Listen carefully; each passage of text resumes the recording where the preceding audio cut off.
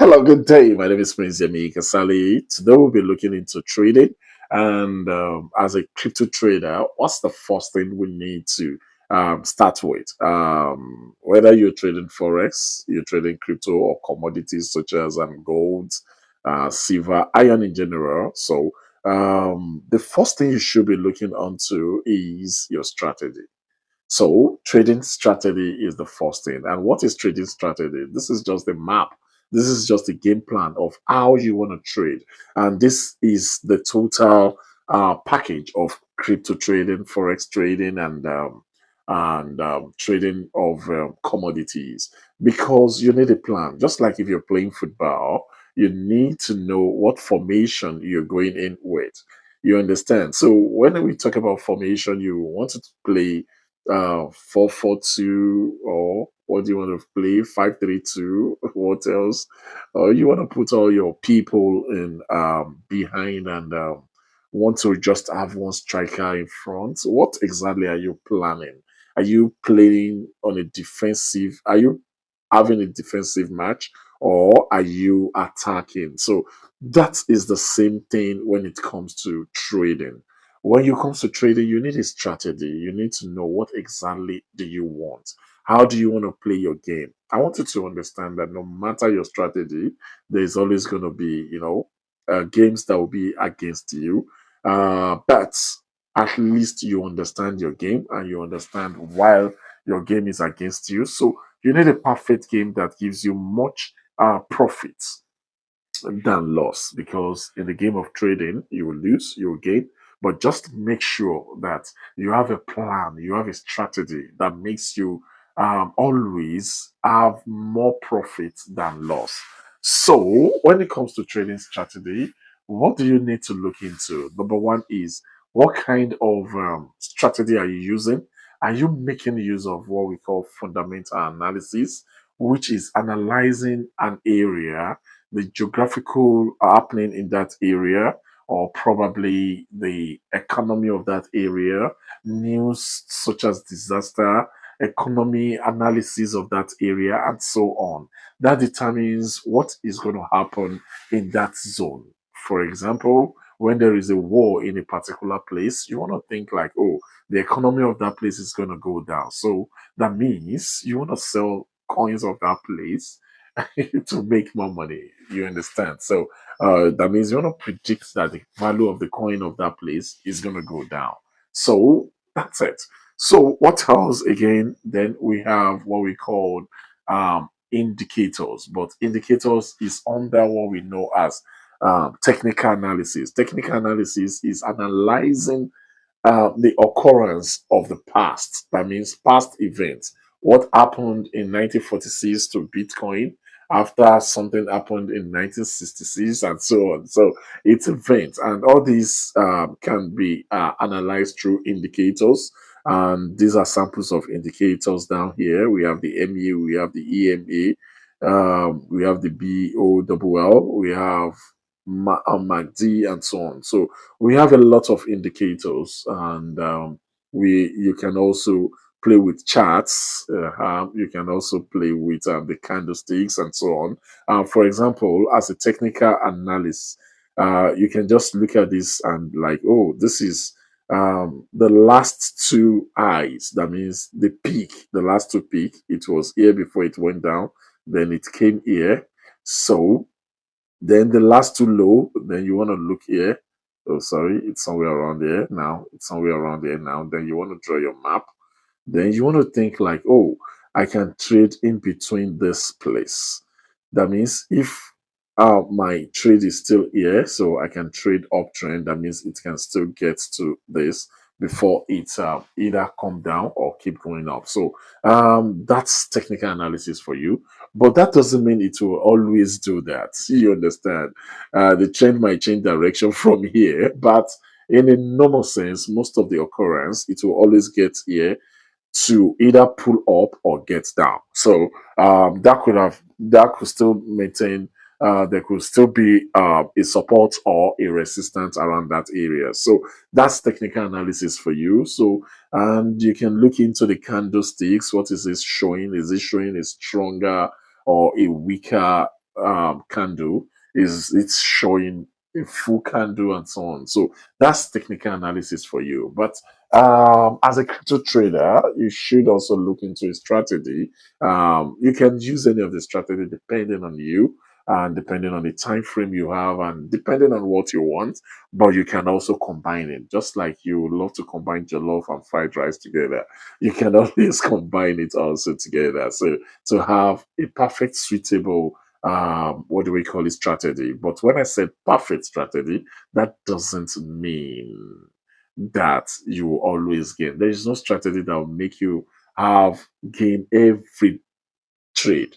You always it's a game where you play to lose small, then you are thinking of winning more and so on. So these are strategies. Okay, and at the same time, there are also strategies you can look into. What kind of trade are you looking into? Are you looking into a day trade? So as I was saying, also, what you need to also understand when it comes to trading is the kind of trade you want to. Do you want to swing on a day chart? That means, do you want to trade? Do you want to look into a day chart? A chart that takes you between a daily chart and a weekly chart. As you can see, okay, you see the trend here. This is almost a range. This is almost a range and let's see what is happening in between the last 4 hours. You can see it's different. So, what are you trading? Are you scalping? That means sniping, meaning are you just moving in and out and take advantage of the little that comes in, like being on a 15 minutes time frame? You just want to take advantage of when this is here and you're out. That means a very as in time frame, small time frame. Probably you just come online and you just want to spend 30 minutes or 1 hour every day and you just want to make your trade and get out of the trade. So that could be your strategy. You might just want to do, an hour chat whereby that might take you your trades onto a week, 2 days, 3 days, and so on. And do you want to be on a long time trade, especially buy and hold on a crypto if you're trading crypto? I think buy and hold is majorly advisable for crypto traders. You can't buy and hold for Forex, otherwise you might get liquidated. So, okay, that's that. Then your assets, how much are you putting into the system?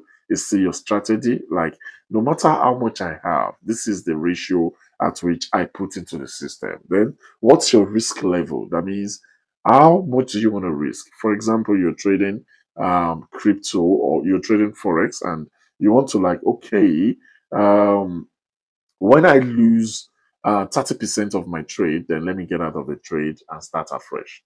Or when I lose 30% of my trade, get me out of the trade fully, then I would like rethink and see when to come in.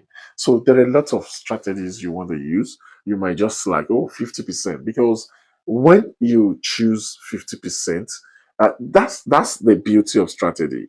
For example, you want to do your stop loss to 50% of your capital. Okay.